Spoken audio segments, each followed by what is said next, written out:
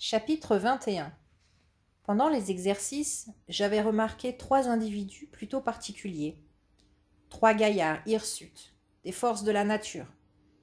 Ils s'étaient installés à l'écart de la foule.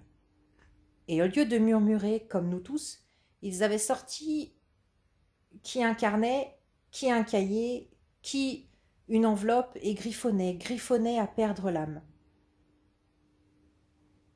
J'avais suivi, fasciné, les mouvements frénétiques de leurs poignets. « Qui sont ces 3 sauvages ?» demandai-je à Dany, comme nous redescendions. « Nos invités permanents. Ils reviennent chaque fois, et rien ne nous rend plus fiers que leur visite. Mais qui sont-ils ?»« Les 3 plus grands écrivains de la mer, depuis que la mer et les livres existent. » La regarder, je veux bien, mais comment peut-on écrire la mer ? Va leur demander. Tu as de la chance, ils ont l'air de bonne humeur. Je m'approchai. Bonjour, messieurs, votre pêche a été bonne ?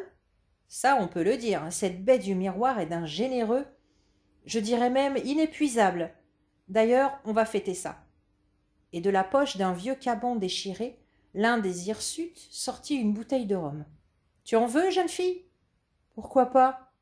Méfie-toi, c'est du raide. Il avait raison. Il suffit que je me rappelle la scène et ma gorge brûle. En tout cas, merci l'alcool. Il m'avait donné toutes les audaces.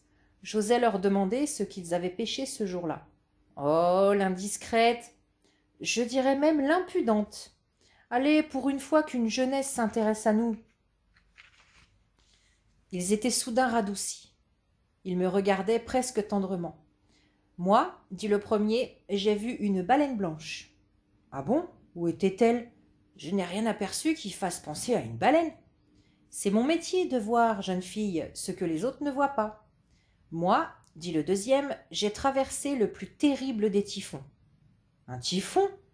Mais jamais la mer n'avait été aussi calme. Le troisième barbu ne voulait rien me dire. Il fallut toutes les moqueries de ses camarades pour qu'il me glisse dans l'oreille. Moi, j'ai vu un vieil homme. Il pêchait un espadon géant, et les requins le dévoraient. Ne le répète à personne. Pourquoi tant de précautions ? Il montra ses camarades. L'un d'eux m'aurait volé l'histoire. Plus tard, j'ai appris les noms de mes 3 griffonneurs.